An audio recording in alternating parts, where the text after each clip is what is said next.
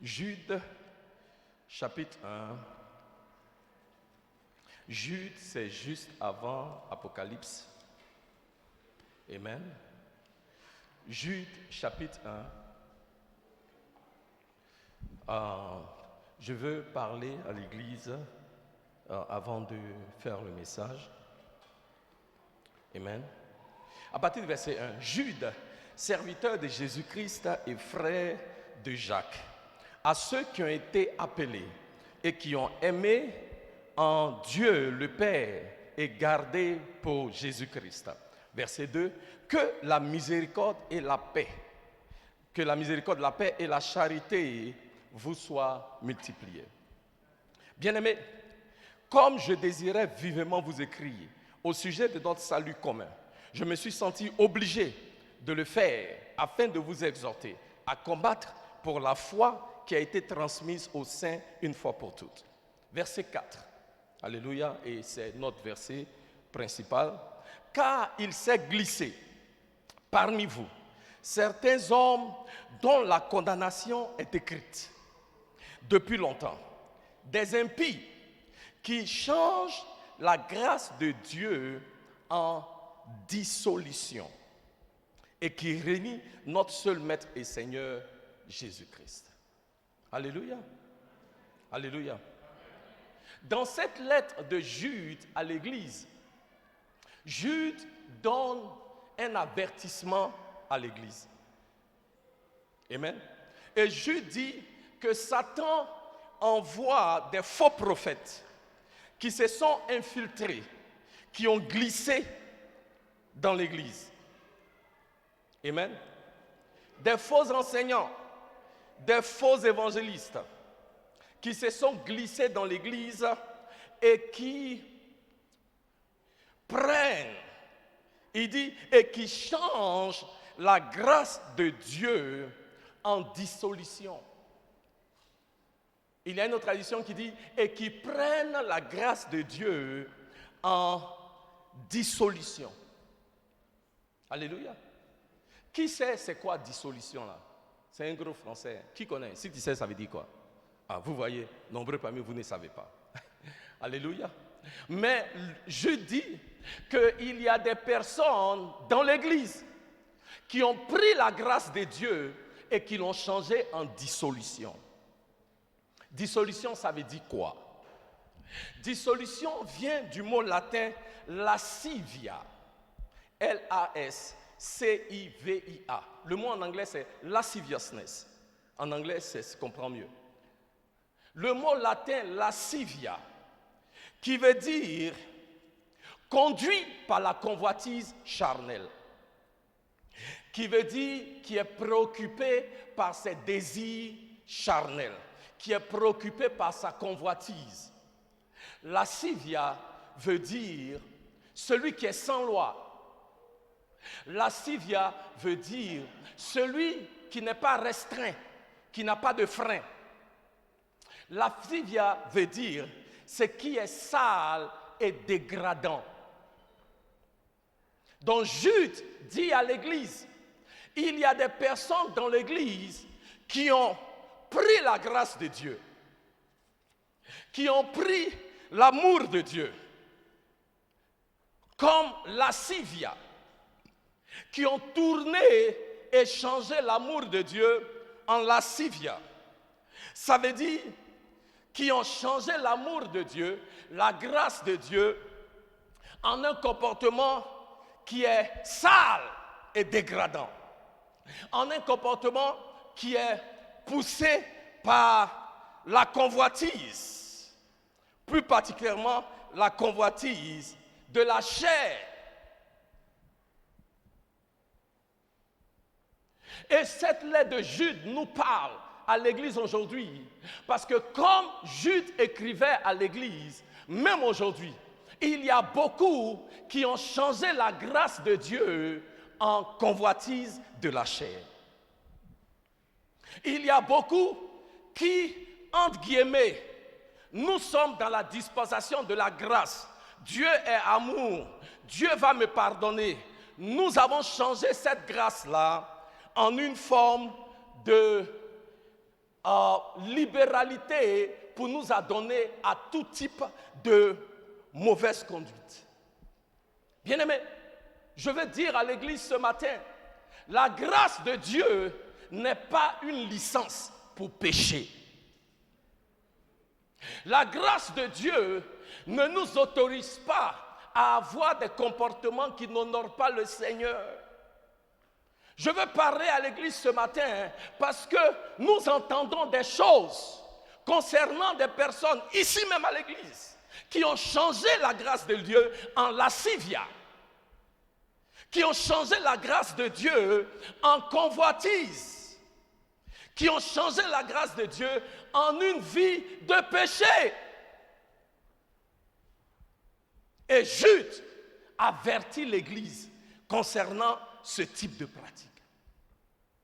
Je ne comprends pas comment nous avons cette compréhension de la grâce. Parce que la Bible nous dit, dans le livre de Tite, chapitre 2, versets 11 à 13, regardons ensemble, dans le livre de Tite, si tu regardes, la Bible nous dit, Tite, chapitre 2, versets 11 à 13. Regardez ce que la Bible dit. La Bible dit, c'est ça dans Tite, chapitre 2, verset 11. Il dit, car la grâce de Dieu, source de salut pour tous les hommes, a été manifestée. La grâce de Dieu, qui est la source de vie pour tous les hommes, qui est la source de salut pour tous les hommes, a été quoi? Manifestée. Elle nous enseigne, regardez, elle nous enseigne quoi? À renoncer à l'impiété et aux convoitises mondaines et à vivre dans le siècle présent selon la sagesse, la justice et la piété. La grâce de Dieu qui a été envoyée pour le salut des hommes. La grâce de Dieu, source de salut pour tous les hommes. Elle nous enseigne. Qu'est-ce qu'elle nous enseigne?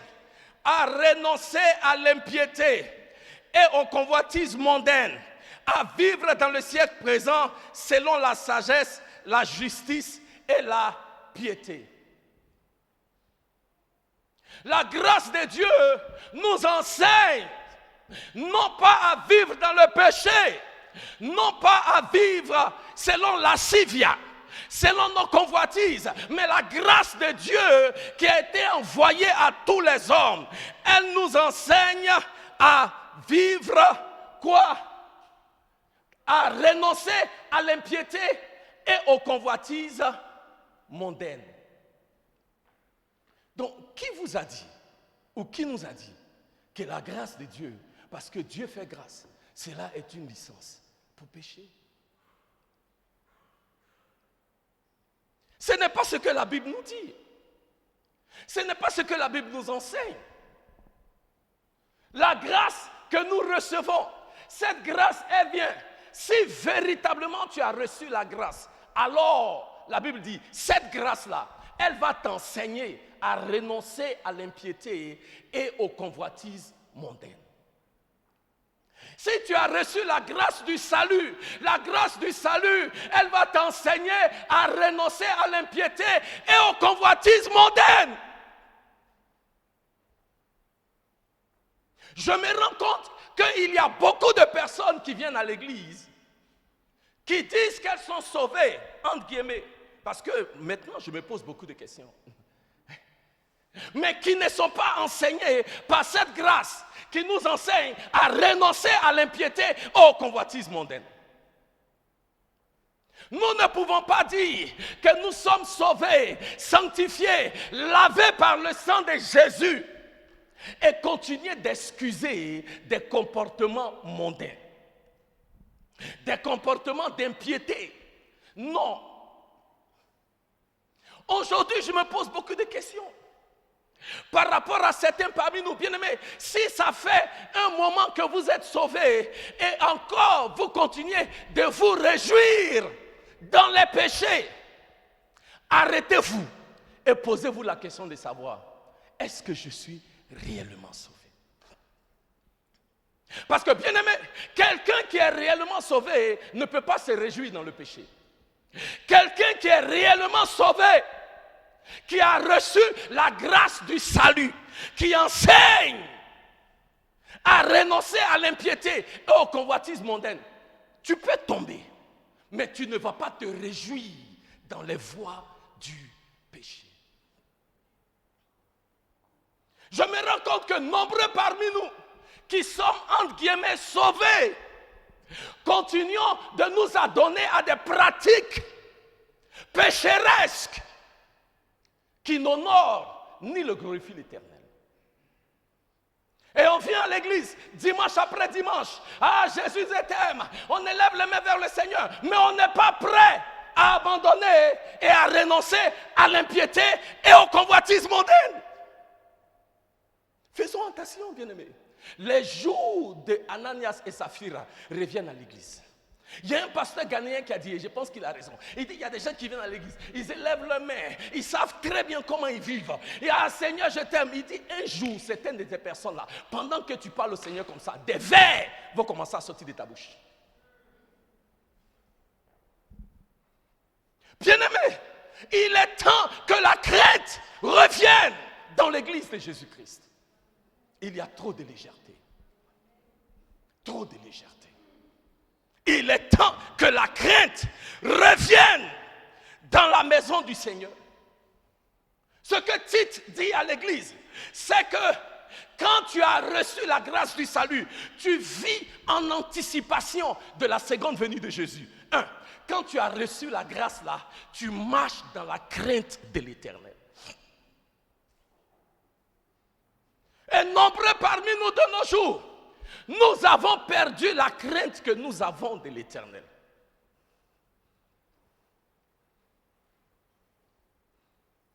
Et on pense que Dieu est notre camarade. Dieu n'est pas ton camarade. Du temps du royaume d'Israël, les enfants d'Israël ne prononçaient pas le nom de Dieu. On l'appelait Yahweh. Vous savez comment Yahweh est écrit? Yahweh est écrit Y-H-W-H. Y-H-W-H. Vous savez pourquoi? Parce qu'ils disent, on n'ose même pas utter his name, c'est-à-dire on n'ose même pas dire son nom, par crainte de qui il est, par révérence de sa personne. Mais on pense que Dieu est notre camarade. On se dit, ah, Jésus est puissant, ça ne ment pas, il est puissant. Ce n'est pas notre camarade. Même quand les Juifs prononcent le nom de l'Éternel, ils te diront, Yahweh, béni soit son nom. Ils ajoutent toujours. Pourquoi? Parce que par crainte de l'Éternel, ils n'osent même pas prononcer le nom de l'Éternel.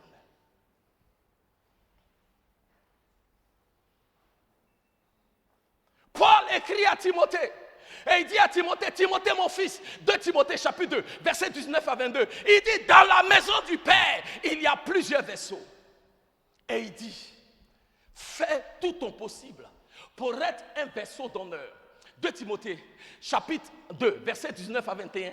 Et il dit, abstiens-toi de ces choses pour que tu sois quoi? Un vaisseau d'honneur.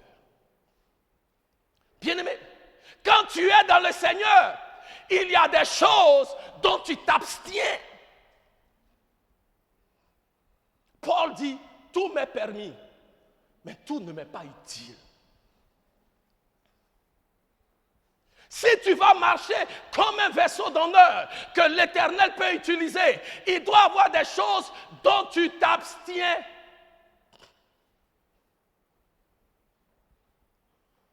Il dit dans le livre des Thessaloniciens, 1 Thessaloniciens chapitre 4, regardez avec moi, à partir du verset 2. Junior, 1 Thessaloniciens chapitre 4, à partir du verset 2.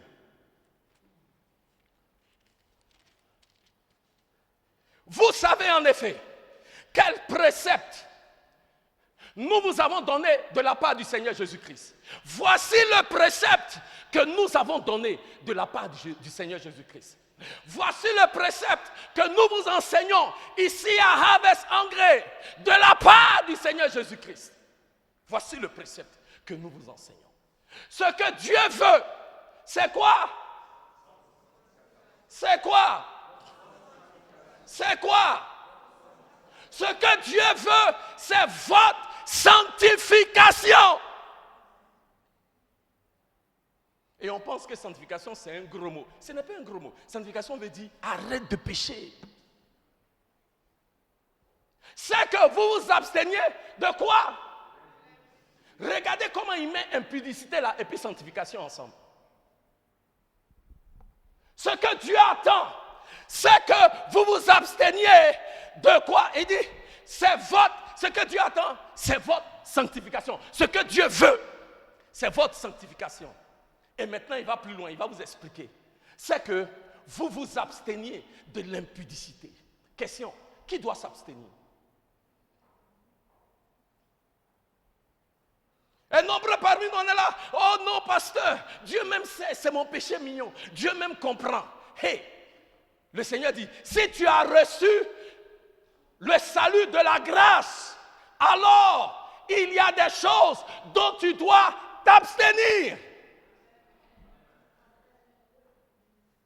Et l'une de ces choses-là, c'est quoi? L'impudicité. Verset 4, regardez. C'est que chacun de vous sache faire quoi?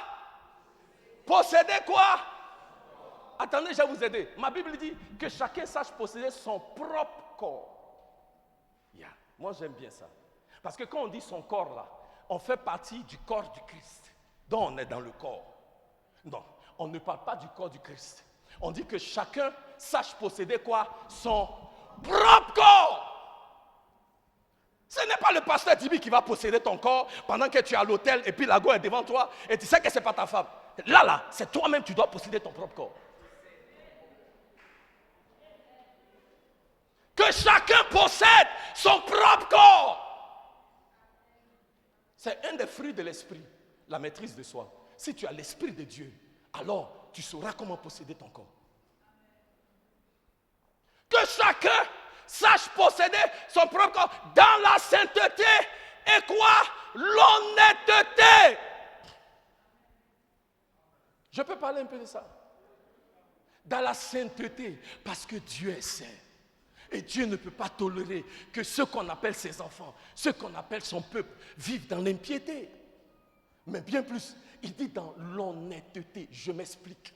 Dans l'honnêteté, parce que nombreux parmi vous qui ne vivez pas bien, vous venez vous asseoir ici comme des saints, comme des personnes qui sont sans reproche. Mais vous n'êtes pas honnête ni avec Dieu, ni avec vous-même. Parce que si tu sais que tu ne vis pas droit, arrange ton affaire là avec le Seigneur avant de venir t'asseoir ici. Il y en a, je veux parler aux personnes qui sont impliquées dans le ministère. De grâce, si tu ne vis pas bien, il ne faut pas venir rendre ministère ici.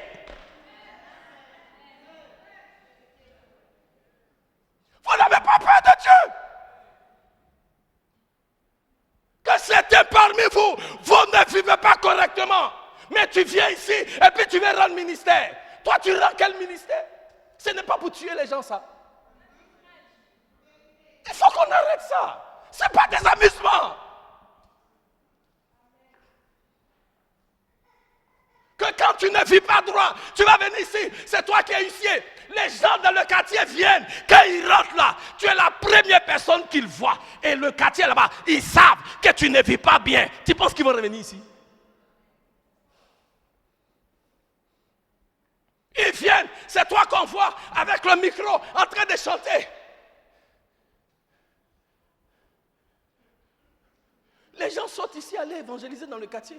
Il y a des gens qui ne vont pas venir. Parce qu'ils disent, ah je sais, tel frère, telle soeur, c'est là-bas il va. On se connaît au quartier ici. Si c'est pour être chrétien comme ça là, ma maison est mieux. On n'est pas honnête. Parce que si tu es honnête, Tu viendras dire, pasteur, tu peux ne même pas confesser le péché dans lequel tu es. Mais tu peux dire, pasteur, 2 jours là, ça ne va pas bien. Donc, excusez-moi du ministère. Tu dis, soyons honnêtes. Soyons honnêtes. Jusqu'à quand allons-nous continuer de vivre dans cette forme de duplicité? Jusqu'à quand? Je vous le dis en vérité. Je préfère avoir dans cette église 10 personnes qui vivent dans la sanctification que d'avoir 500 personnes qui ont une vie comme ça, washi.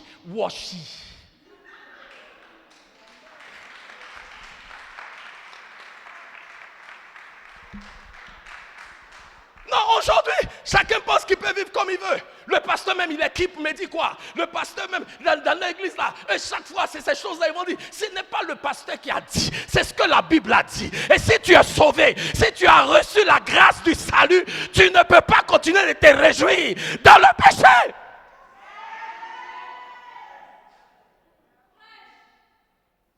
Je vous dis la vérité. Je pense que jusqu'à présent, j'ai été naïf. Oui, non, je vous dis honnêtement. Comme les Ivoiriens disent, c'est pas vous, c'est moi. Non, c'est vrai. Parce que pour vous dire honnêtement, Aves, moi, naturellement, moi, je suis quelqu'un qui croit en le meilleur des autres personnes. Tu peux venir me dire tout ce que tu veux sur quelqu'un. Je vais te dire, c'est faux. Parce que je veux croire que cette personne-là, qui aime le Seigneur, que je vois les dimanches en train d'adorer Dieu, ne peut pas être dans ça. Donc, automatiquement, je vais dire, c'est faux. Mais je me suis rendu compte que ce n'est pas vrai. Que ce n'est pas tout le monde qui vient dire ici, hein, Jésus est Seigneur, qui vit droit.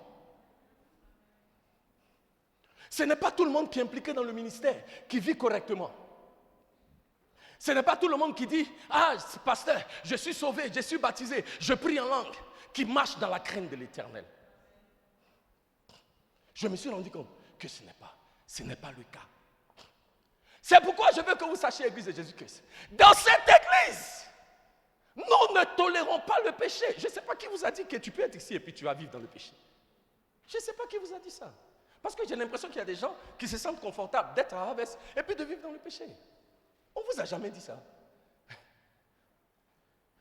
On ne vous a jamais dit que si vous venez à Aves, ah ouais, non, de toute façon, le pasteur, il s'en fout, il ne va rien dire. Non, maintenant, là, je vais dire. Oui, je vous dis. Yeah. Ouais. Et vous qui ne vivez pas correctement, commencez à changer vos vies parce qu'on va commencer à vous pointer du doigt. Oui.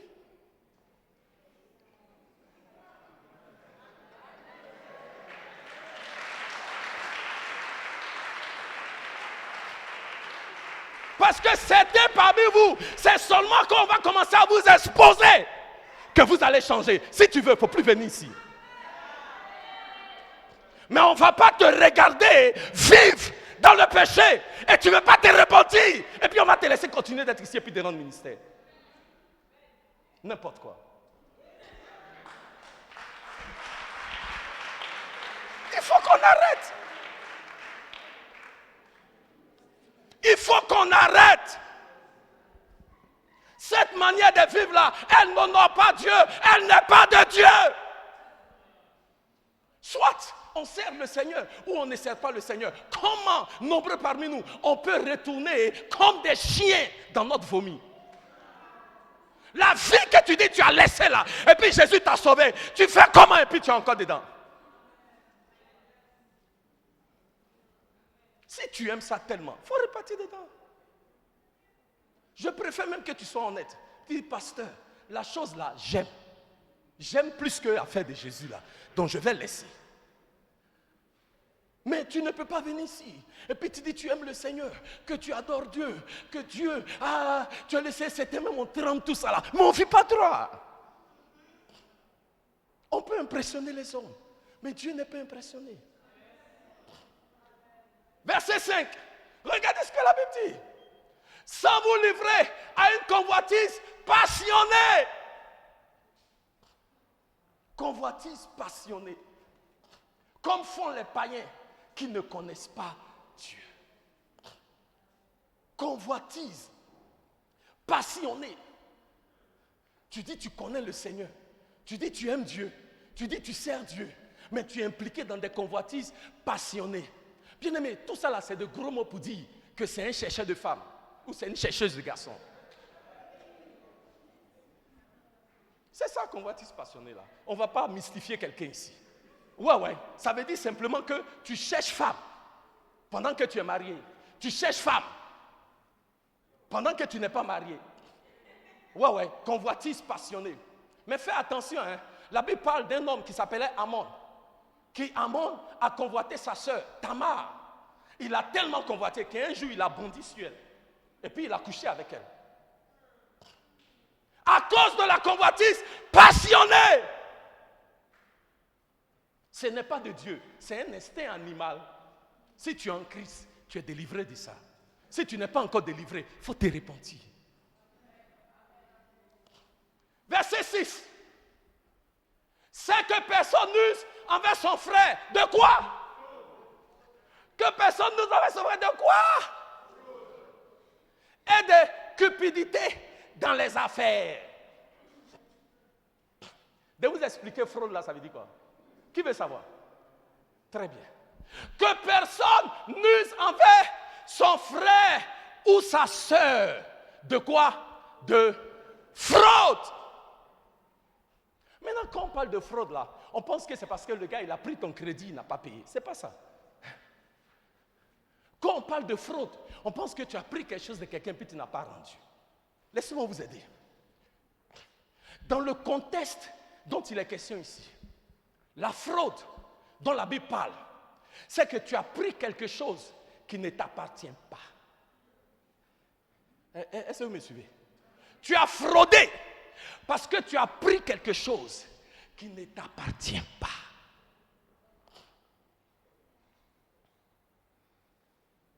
Quand tu es marié et tu vas coucher avec une autre femme, tu as fraudé.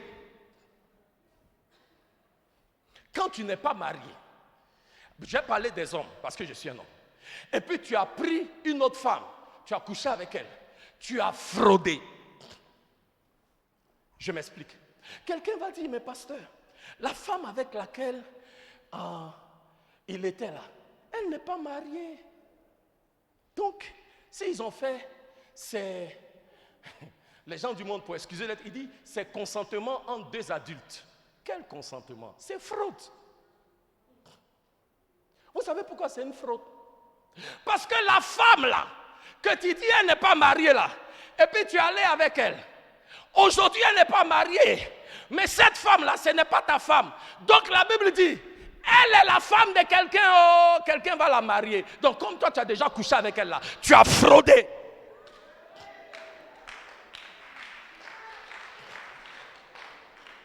Si tu prends une soeur dans l'église, et il y a des dons géants comme ça dans l'église, il cherche femme, il ne veut pas la marier, hein, mais il va la toucher façon. C'est de la fraude, arrêtez.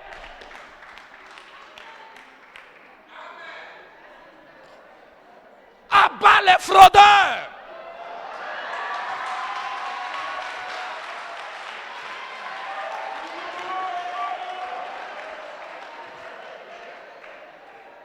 Il y a un gars qui voulait se marier, et puis je lui dis, mais si tu vas te marier, la Bible dit, il faut pratiquer l'abstinence et la sanctification. Il dit, ah pasteur, mais comment? Est-ce que je vais acheter une voiture que je n'ai pas essayée? J'ai dit, ici là, ce n'est pas concessionnaire, hein. Pensez qu'ici c'est garage. Tu vas essayer d'abord avant d'acheter. Non, mes filles là, on n'achète pas, on n'essaie pas avant d'acheter.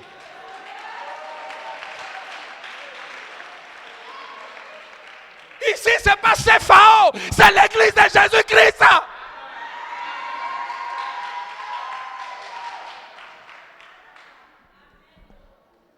Comment toi, tu vas prendre l'enfant des gens jusqu'à ces enfants de quelqu'un que tu appelles voiture que tu vas essayer? Et il y a des gens comme ça. Et il y a même des enseignements comme ça. Si vous regardez sur le net, je vais taire les noms, mais il y a quelqu'un que les gens écoutent beaucoup sur le net. Il y a des gens même ici à l'église qui écoutent ce gars-là. Et il dit ces choses-là.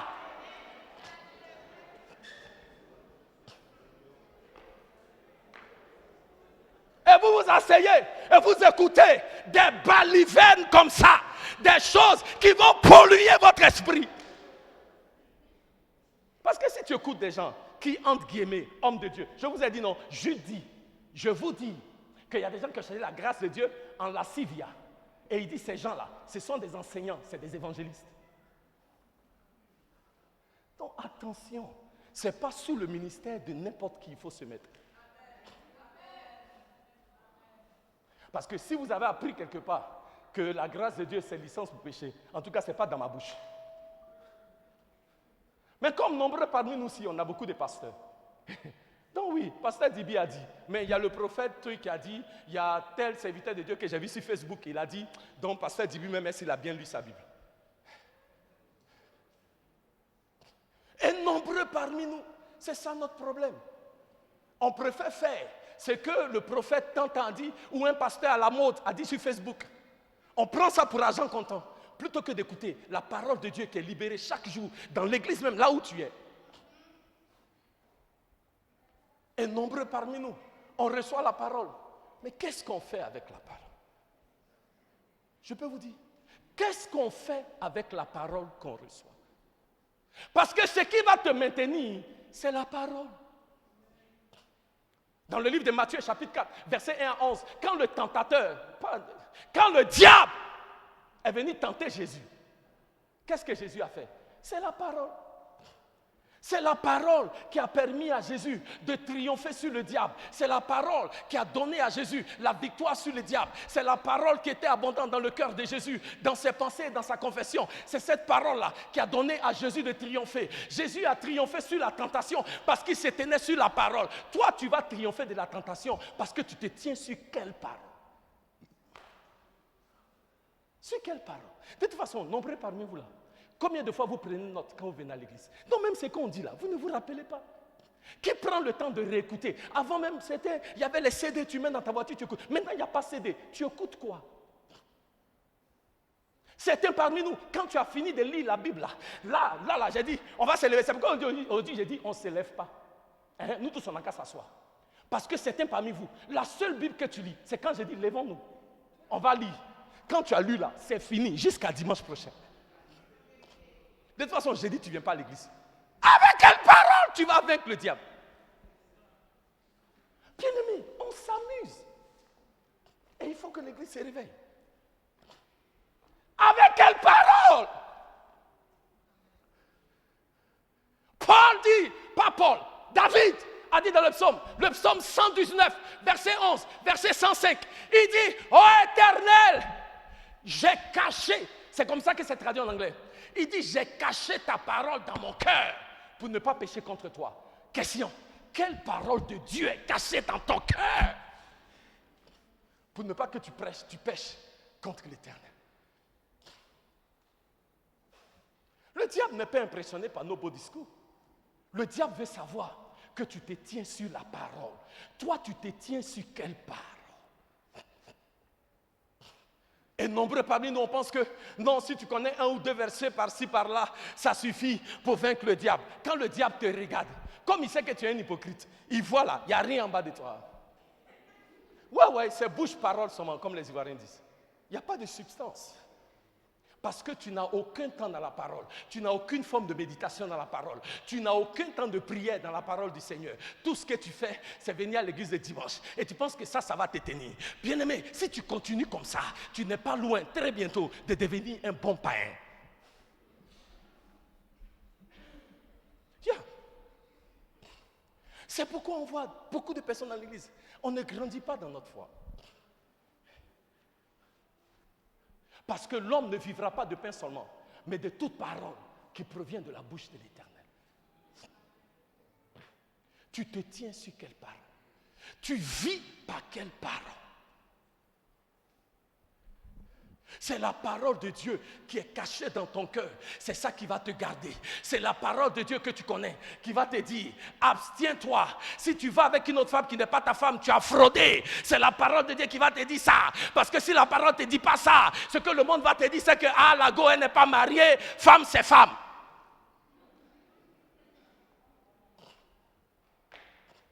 Si là, tu n'as pas cette parole dans ton cœur pour te convaincre que le forfait que tu vas commettre, c'est une fraude et que cela est abominable aux yeux de Dieu.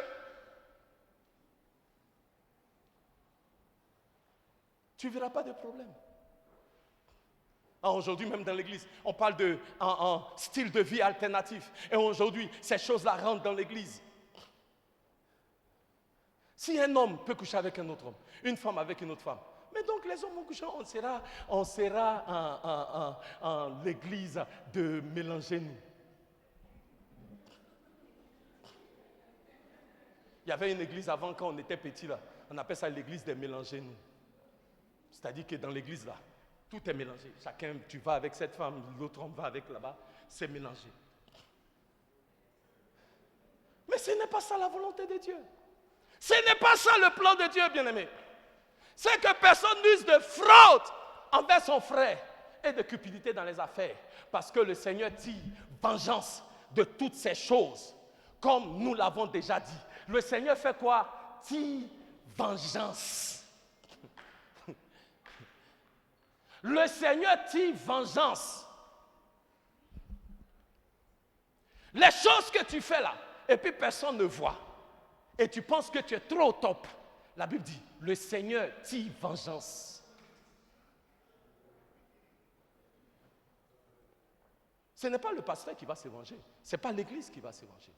Le Seigneur lui-même va tirer vengeance. Verset 7, et puis je vais m'arrêter là. Car Dieu, que tout le monde lise, car Dieu, non, vous savez, les messages comme ça, on ne dit pas beaucoup d'amen. C'est pas grave, ne dites pas amen. Ouais, yeah. Parce qu'en fait, je ne suis pas en train de prêcher. Ce matin, je suis venu parler à l'église. Alléluia.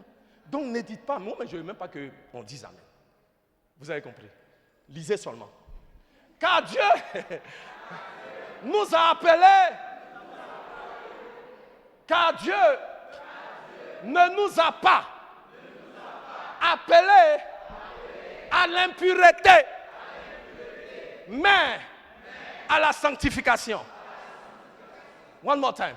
Car Dieu ne nous a pas appelés à l'impureté, mais à la sanctification. Une dernière fois. Car Dieu ne nous a pas appelés à l'impureté, mais à la sanctification. Qui a été appelé de Dieu? Si Dieu t'a appelé, lève la main. Merci. Baisse la main. Si Dieu t'a appelé, pourquoi tu ne marches pas dans la sanctification?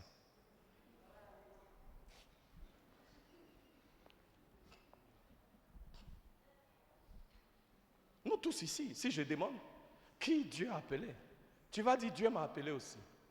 Ouais, toi aussi, Dieu t'a appelé. On fait comment? Il t'a appelé aussi. Non, c'est vrai, parce qu'il y a des gens qui fatiguent l'église.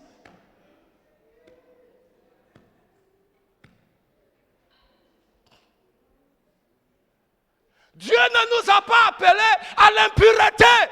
Ça là, Dieu ne va pas changer pour tes beaux yeux. L'impureté, c'est l'impureté. Il faut tourner ça comme tu veux. Ce qui est impur demeure impur. Mais ce à quoi Dieu nous a appelés, c'est à la sanctification. Et si nous croyons que nous sommes appelés de Dieu, alors bien-aimés, de grâce, vivons dans la sanctification. Vivons dans la sanctification. Pour vous dire honnêtement, moi, dans mon entendement là, tout le monde dans l'église vit dans la sanctification. Mais non, attendez, j'ai perdu mon innocence 2 jours là. Je vous dis la vérité. Dans mon entendement, devant Dieu, voici ma femme. J'ai toujours cru que tout le monde ici à l'église vivait dans la sanctification. J'ai toujours cru. Mais j'ai perdu mon innocence. C'est vrai. Parce que je me rends compte que les gens viennent dans l'église. On n'a même pas peur. Aïe. On n'a pas peur de Dieu. On peut même devenir familier avec les pasteurs. Oui, comme certaines personnes. Parce que même avec le pasteur, on n'est pas vos camarades. Je me suis rendu compte, je peux vous faire une confidence. En Afrique, je trouve, les Africains aiment les pasteurs dictateurs. Je vous dis la vérité. Ouais. C'est-à-dire, on aime les pasteurs qui sont durs là. Et on aime les pasteurs qui nous mystifient. Oui. Vous aimez les serviteurs de Dieu qui sont un peu bizarres, qui ont des comportements, et vous êtes tous subjugués par l'homme de Dieu, et il vous mystifie au quotidien. Vous aimez ça.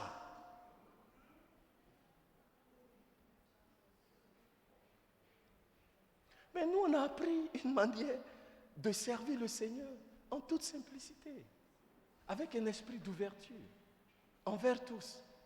Et c'est pourquoi, si vous voyez ici, nous, on est accessibles. Et quand on est venu des États-Unis, on s'est rendu compte que non, en général, nous, on a vu, c'est nous. Sinon, allez dans les autres églises, là, les pasteurs ne sont pas accessibles. Parce que je me rends compte que, on dirait les Africains aiment ça. Qu'on les mystifie un peu façon là. Ouais. Mais bien aimé, faisons la parole. Est-ce qu'on peut juste faire ce que la parole dit? Car Dieu ne nous a pas appelés à quoi? À l'impureté, mais à la sanctification.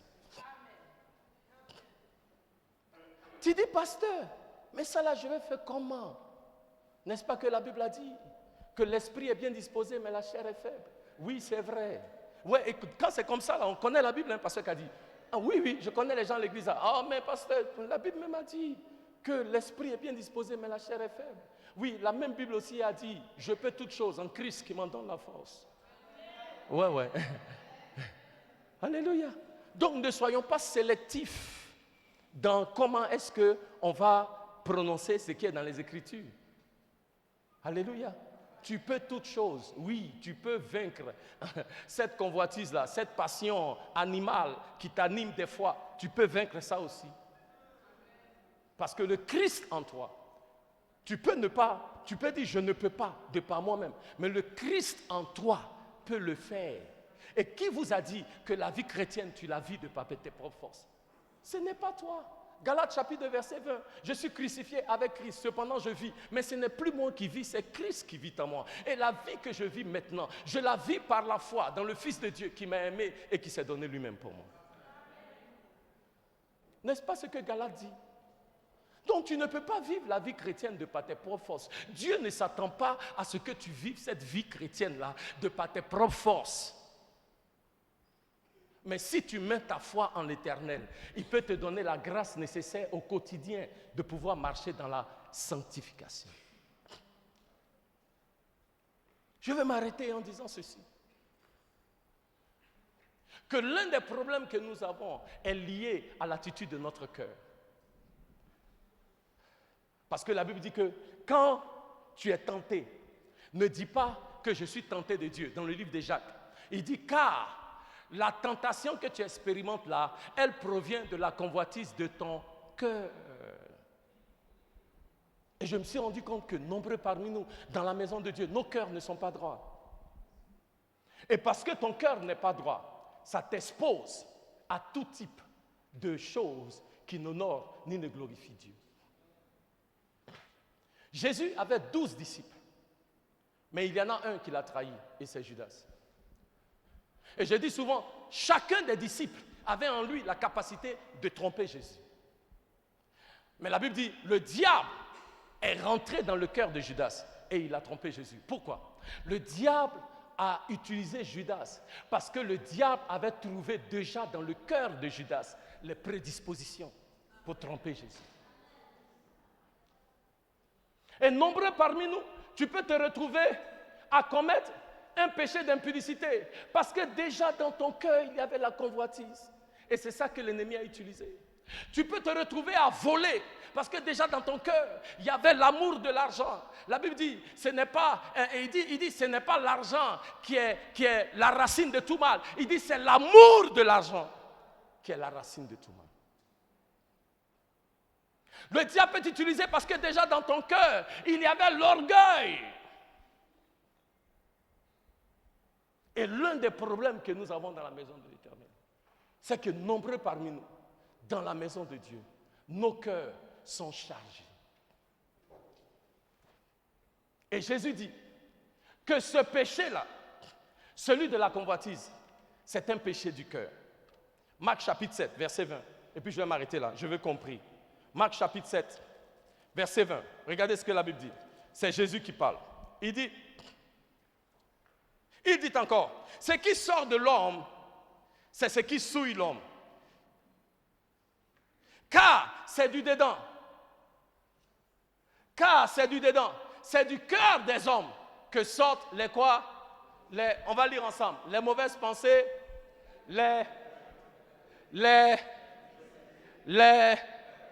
on continue, la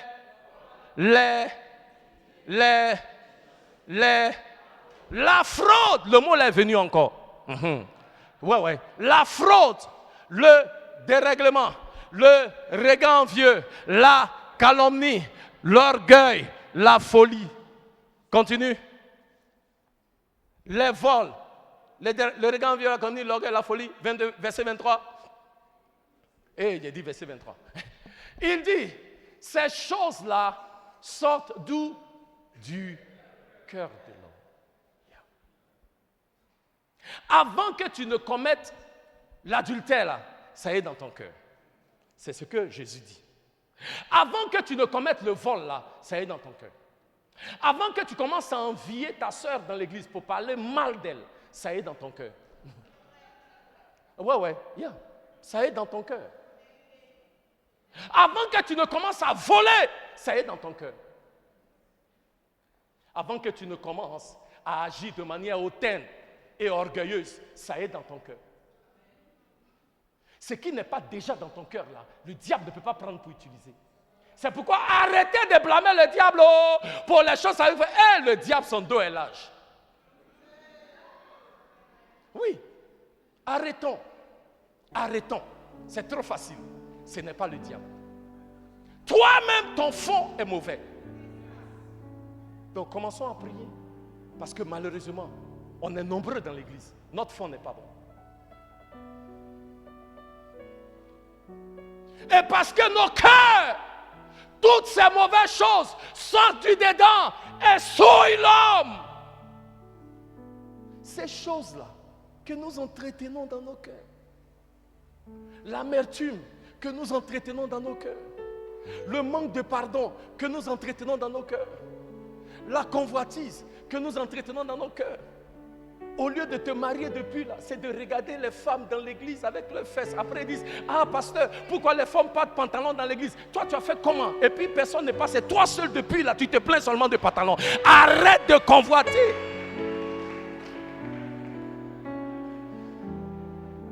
Oui, pasteur, les femmes portent trop pantalon dans l'église. Quand moi je viens adorer ici là, je ne vois pas qui a porté quoi parce que je suis tellement concentré sur adorer mon Dieu.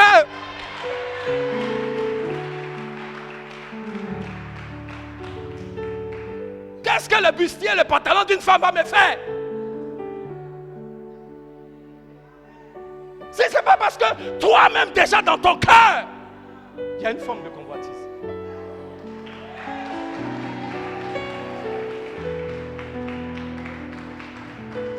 Il faut qu'on arrête ça. Du dedans du cœur. Donc le problème c'est quoi? Le problème c'est que comme c'est déjà dans notre cœur, et que souvent, au lieu de prier pour que Dieu extirpe ces choses-là de nos cœurs, nous les entretenons, nous les laissons. Et c'est seulement une question de temps.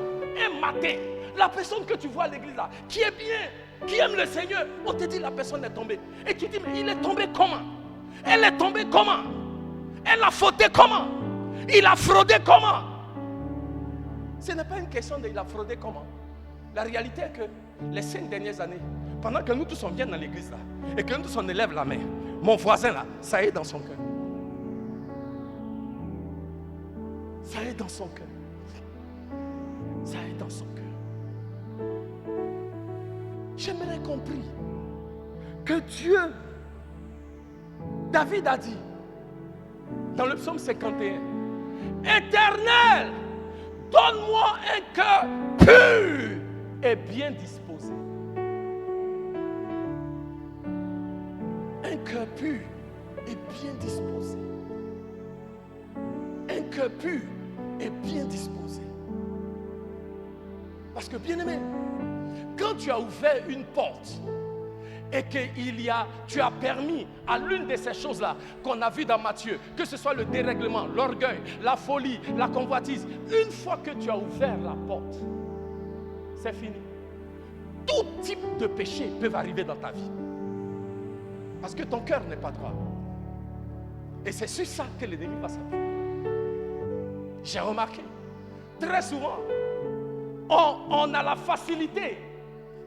Et souvent dans l'église, on a certains comportements. On dit, ah, les gens de l'église, ils sont comme ça. Mais quand tu regardes, très souvent, ce n'est pas toujours les gens de l'église. C'est le cœur même de la personne qui parle des gens de l'église. Toi-même, regarde ton propre cœur. Parce que c'est du dedans, c'est du cœur de l'homme. Sortent ces choses-là qui vont souiller l'homme. C'est pourquoi j'aimerais qu'on prie ce matin. Et chacun de nous se connaît. La Bible a parlé d'honnêteté. L'un des problèmes qu'on a dans l'église, c'est qu'il y a trop d'hypocrisie. Hypocrisie avec les hommes et hypocrisie avec Dieu. Tu ne peux pas mentir à Dieu. Il te connaît en complet. Oui. Soyons honnêtes avec Dieu. Est-ce que tu peux dire au Seigneur, Seigneur, aide-moi. Je suis jalouse de ma soeur à l'église. Oui. Seigneur, je suis envieux du frère Gonan Kwasi. Parce que sa femme est jolie. Et puis elle n'est pas encore mariée. Seigneur, aide-moi. Oui. Vous pouvez prier cette prière. Seigneur, quand je viens à l'église, quand je vois cette soeur-là, oh Seigneur, je n'ai plus envie d'adorer même. Seigneur, aide-moi. Non, c'est vrai, bien-aimé. Commençons à prier les vraies prières. Et arrêtez d'être superficiel quand on parle à Dieu. Arrêtons ces formes de trucs là. On vient à l'église, mais on n'est pas honnête. On n'est pas sincère. On n'est pas vrai. Il y a trop de faux dans l'église. Oui, attends, il a dit ça encore. Quelqu'un qui est sur l'internet va m'entendre. Il y a trop de faux dans l'église. Et on pense que c'est à quelqu'un que tu fais le tort. Non, c'est à toi-même. Parce que ce faux que tu entretiens là, tu ne sais pas, mais ça t'expose.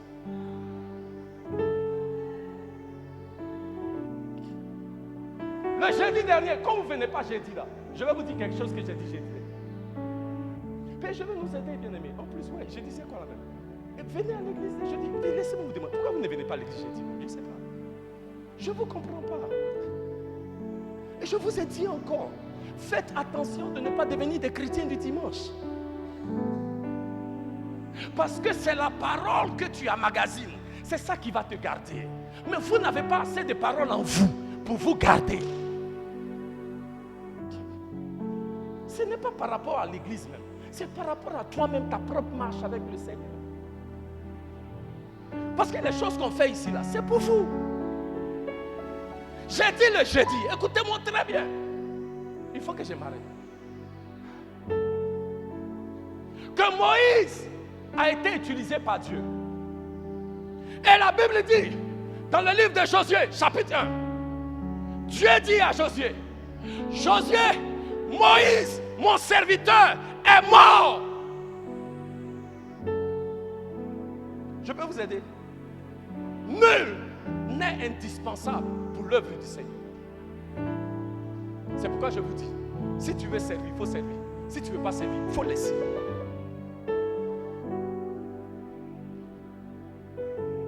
Moïse, mon serviteur, est mort. Josué, prends ce peuple et conduis-les à la terre promise, le pays que moi j'ai promis de donner à mon peuple. Parce que quoi? Moïse, mon serviteur, est mort. Ce n'est pas un païen, hein? C'est le serviteur de Dieu. Ce n'est pas un simple membre de l'église, c'est le serviteur de Dieu. Dieu a dit à Israël, il a dit à Aaron et à Mariam, quand Aaron et Mariam, les frères de Moïse, le frère et la soeur de Moïse, parlaient de Moïse, Dieu dit, vous osez parler à mon serviteur Moïse. Je parle aux gens par des signes, par des prophètes, mais Moïse là, je lui parle face à face. Vous osez parler de lui. Myriam, tu seras stérile. Serviteur, Dieu dit, Moïse, tu es mort. Tu ne vas pas rentrer dans la terre promise. Ces temps-ci, je parle d'héritage. Dimanche dernier, j'ai parlé d'héritage. Moïse n'a pas pu avoir son héritage. Moïse n'a pas pris son héritage. Je peux vous aider. Pourquoi? Moïse n'est pas rentré dans la terre promise pour prendre son héritage parce que Moïse a commis l'iniquité. L'iniquité, c'est quoi? L'iniquité, c'est quand tu accomplis la volonté de Dieu. Quand tu fais l'œuvre de Dieu selon toi, au lieu de faire ce que Dieu a dit là, tu fais comme toi tu vois. Dieu a dit à Moïse, parle au rocher. Moïse a frappé le rocher. Dieu dit, Moïse, tu ne vas pas voir la terre promise. Il pensait que c'était amusement. Il est mort dans ça là. Je vais dire à quelqu'un, faisons attention avec le Seigneur. Son propre serviteur, il lui a dit, tu ne rentres pas. Le gars n'est pas rentré. Vous comprenez? Mais pourquoi Moïse a frappé le rocher? Lisez. Moïse a frappé le rocher parce que Moïse était quoi? En colère. Moïse était comment? Le serviteur de Dieu. Celui qui parle à Dieu face à face. Dieu lui dit, parle au rocher. Et puis il est tellement fâché. Il a frappé le rocher. Pourquoi? Parce que Moïse était en colère.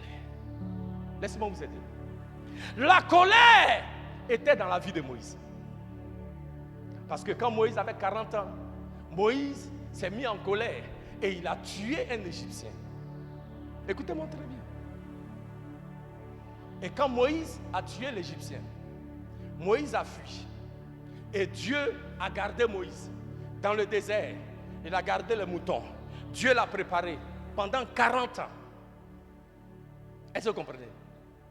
Et quand Dieu a dit, Moïse, maintenant tu es prêt, je vais t'utiliser. Dieu a envoyé Moïse. Écoutez-moi très bien.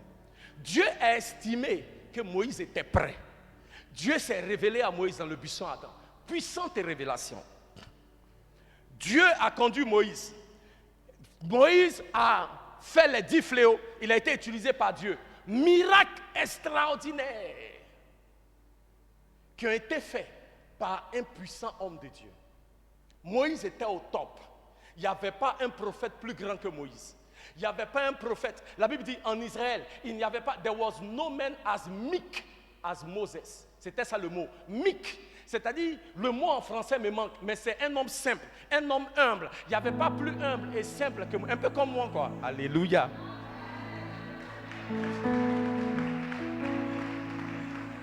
Écoutez-moi très bien, je dis ceci pour mettre un point.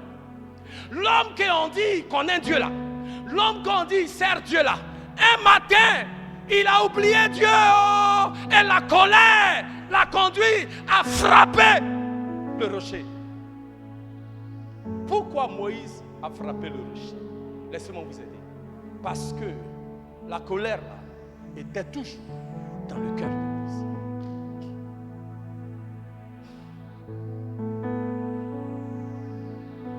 Bien-aimé, je vais dire ceci et je vais m'asseoir. Il y a des traits de caractère que nous avons. Et des fois, le diable va te laisser et tu penses que tu as la victoire là-dessus. Et le diable attend. Non, il attend. Si tu es célibataire là et le dégât se passe, il n'y aura pas de problème. Non, il faut te marier d'abord. Parce que quand le dégât se passe là, d'abord il y a chez ton mari, il y a chez tes beaux-parents, il y a dans toute la communauté là. Quand le dégât est fait, le diable a attendu. Sinon, quand tu étais célibataire là, il t'a laissé. Mais quand tu t'es marié, c'est ça qu'il a fait. Le diable a attendu. Quand tu étais juste la secrétaire, ça passait. Quand tu es devenue maintenant la directrice, il va faire ressortir le trait de caractère. Et quand ça ressort, c'est ça qui va te disqualifier. Ce n'est pas le diable qui a conduit Moïse à frapper le rocher. C'est ce qui était dans le cœur de Moïse qui a conduit Moïse à frapper le rocher. Ce qui souille l'homme, c'est ce qui est dans le cœur de l'homme. Bien aimé, il y a des gens qui disent, ah mais le pasteur aussi, il ne peut pas voir ces choses-là qui sont dans la Bible. Hey, je ne suis pas un voyant des... Ouais. Mais souvent, on parlait de voyant, ça va un peu dans un côté en divination façon là. Je ne suis pas dans ça. Il faut garder ton cœur, mon cher. Oui. Non. Si le pasteur était vraiment un homme de Dieu, il allait voir. Il ne voit rien. Garde ton cœur. On n'a qu'à quitter dedans. Yeah. Oui, c'est trop facile. Et si le pasteur ne voit pas qu'il y a des gens dans l'église qui vivent dans le péché, je ne vois pas. Il faut garder ton cœur. Si tu gardes ton cœur là, on n'a pas besoin de voir. Tout le monde va vivre dans la sanctification. Si le pasteur ne voit pas, je ne vois rien. Arrêtons ça.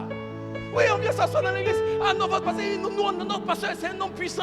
Il s'est arrêté là. Il a dit, c'est Yao, je te vois. L'homme lequel tu es là, il faut le laisser. Je ne suis pas dans ça. Garde ton cœur seulement. Il faut garder ton cœur. Il m'attend pour te dire si le dimanche, il faut laisser le gars là. Je ne vais pas te dire. Toi, tu ne lis pas la Bible. Tu n'as pas vu dans la Bible, on t'a dit que tu ne peux pas coucher avec un homme qui n'est pas ton mari. Arrêtons ça. Tu attends qu'il vienne te donner une prophétie. Il faut attendre. Tu vas mourir ici.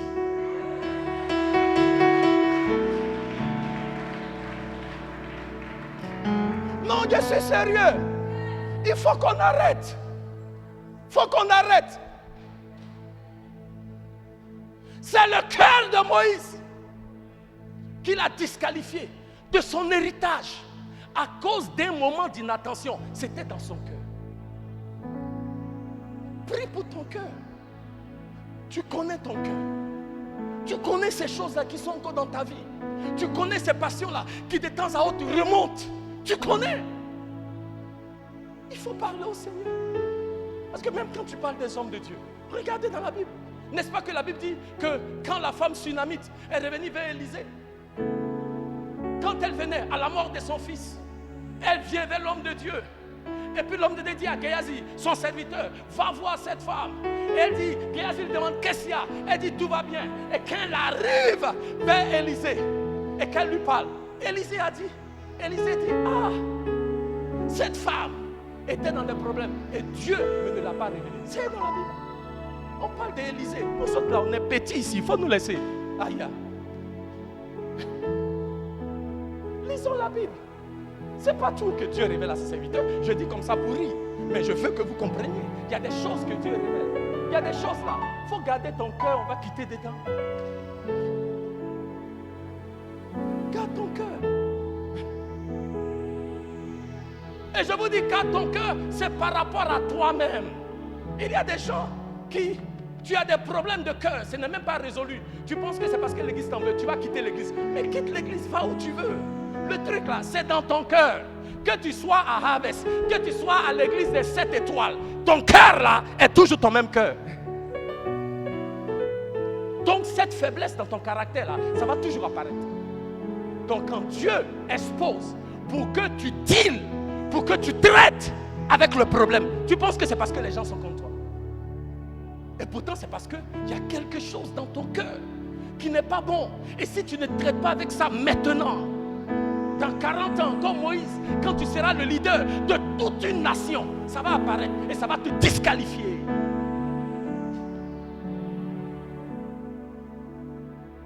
On va baisser les têtes, on va prier. Il faut que je m'arrête. Parle à ton Dieu ce matin. Tu sais ce qui est dans ton cœur.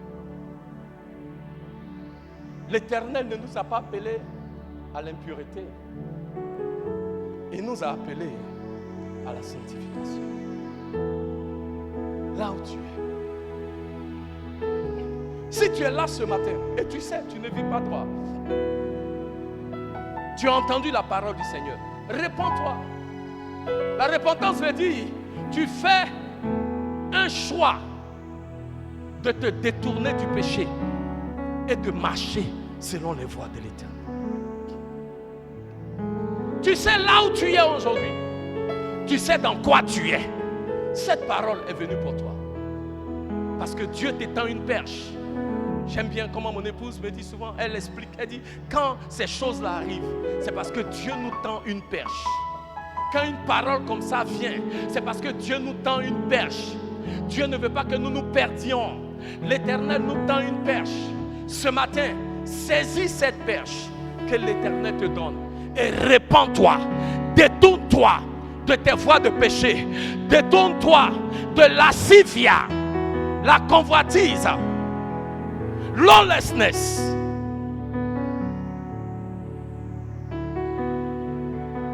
Détourne-toi, répands-toi, parle à ton Dieu.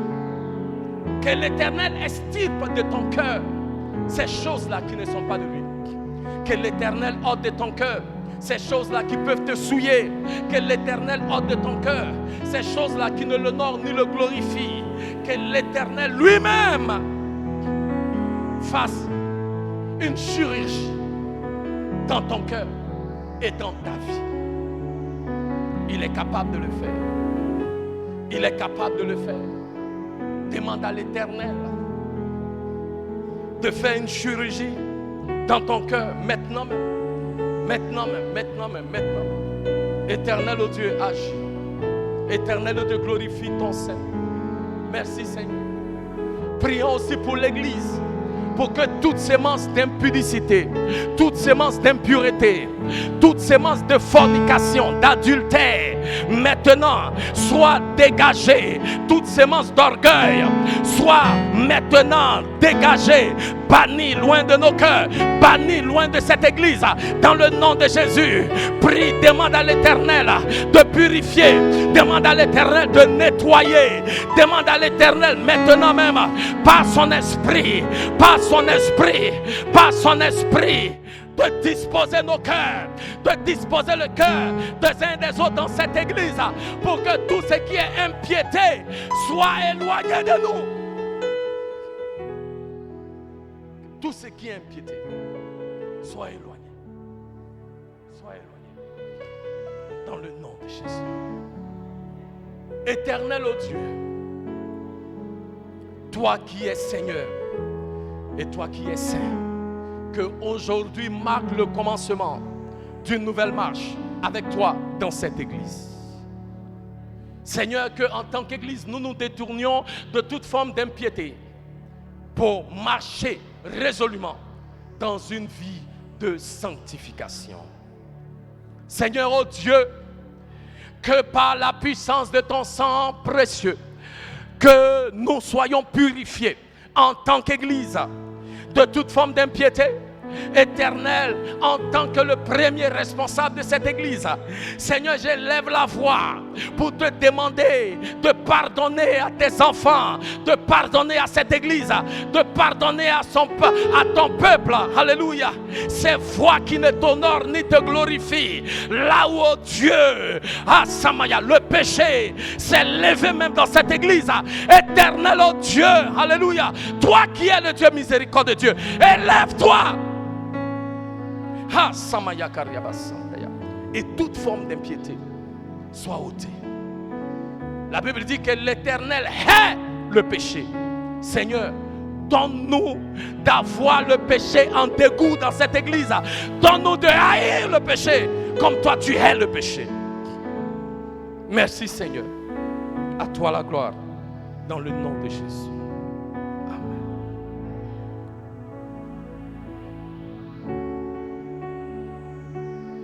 Je prie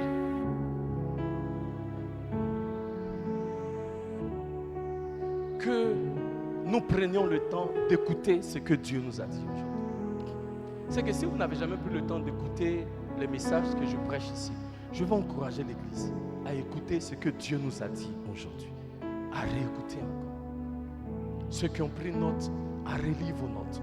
Ceux qui ne l'ont pas fait, voyez avec la communication, pour prendre le temps, pour voir par quel type de moyen vous pouvez avoir accès à ce message. Mais écoutons-le encore. Alléluia. Car Dieu ne nous a pas appelés à l'impiété. Mais Dieu nous a appelés à la sanctification. Ce n'est pas seulement pour le pasteur, ce n'est pas seulement pour les leaders, c'est pour toute l'Église. Si tu es enfant de Dieu, tu es appelé à marcher et à vivre dans la sanctification. Alléluia. Prenons cette parole, méditons-la. Et tout au long de cette semaine, prenons le temps de prier pour nos cœurs, surtout. Que je vais faire un message sur ça. Pour nos cœurs, priez. Seigneur, merci pour ces moments dans ta présence. Nous voulons quitter ces lieux maintenant pour ta présence, Dieu. Que ces paroles que nous avons entendues en ce jour, que ces paroles-là soient enracinées dans nos cœurs et que cette parole porte des fruits. Garde ton peuple dans tes voies, au nom de Jésus. Amen. Que Dieu vous bénisse. À dimanche prochain. C'est fini. Vous pouvez partir.